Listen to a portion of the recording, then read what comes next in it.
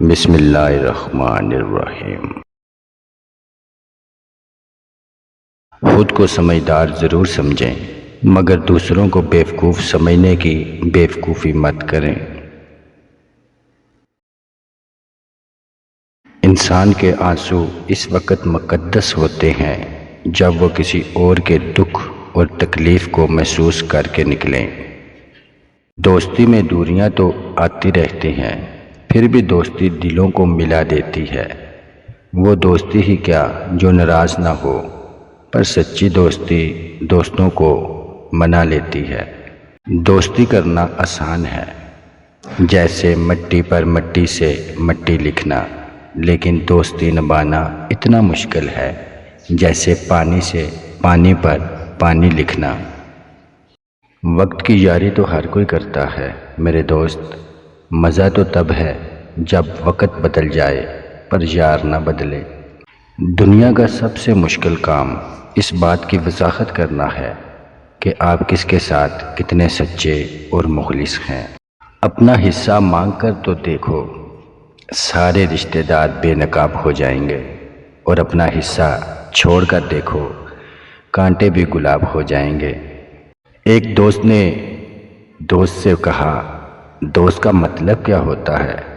دوست نے مسکرا کر کہا، پاگل، ایک دوست ہی تو ہے جس کا کوئی مطلب نہیں ہوتا، اور جہاں مطلب ہو وہاں دوست نہیں ہوتا۔ وقت، دوست اور رشتے انسان کو مفت میں ملتے ہیں، لیکن ان کی قیمت بچھڑ جانے کے بعد معلوم ہوتی ہے۔ ہمیشہ سچے لوگوں سے دوستی رکھو، کیونکہ وہ اچھے دنوں میں سرمایہ اور برے دنوں میں محافظ ہوتے ہیں۔ کسی کو تم دل سے چاہو اور وہ تمہاری قدر نہ کرے تو یہ اس کی بد نصیبی ہے، تمہاری نہیں۔ وہ تمہیں دینے کے بہانے ڈھونڈتا ہے، تم اس سے مانگتے ہوئے تھکتے کیوں ہو؟ ایک تلخ حقیقت یہ بھی ہے، نمک حرام اور احسان فراموش آدمی کا پہلا شکار اس کا محسن ہوتا ہے۔ توبہ تب نہیں ہوتی جب ہم روتے ہیں، بلکہ توبہ تو تب ہوتی ہے جب ہم بدلتے ہیں۔ پسند نہیں تو قبول نہ کریں، قبول کر لیا ہے تو ہر حال میں نبھائیں۔ حکیم لقمان نے اپنے بیٹے کو نصیحت کی، بیٹا، 4 جگہوں پر 4 چیزوں کو کنٹرول میں رکھنا: محفل میں زبان کو، دسترخواں پر پیٹ کو، پرائے گھر میں آنکھ کو، نماز میں دل کو۔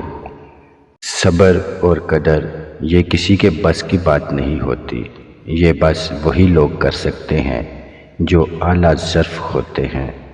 جس کو آپ اپنے راستے سے دور کرنا چاہتے ہیں، ہو سکتا ہے آپ کا وجود اسی کی وجہ سے ہو، وہ نہیں تو آپ بھی نہیں۔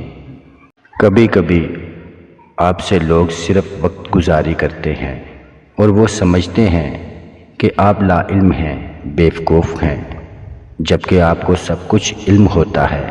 آپ خاموش صرف اپنے مخلص پن اور اپنے اعلیٰ ظرف کی وجہ سے ہوتے ہیں۔ آپ ساتھ صرف اس امید سے چل رہے ہوتے ہیں کہ شاید سدھار آ جائے یا ہدایت مل جائے۔ ایسی دل کی صفائی کا کیا فائدہ جو الفاظ کے نشتر سے دوسروں کو زخمی کر دے۔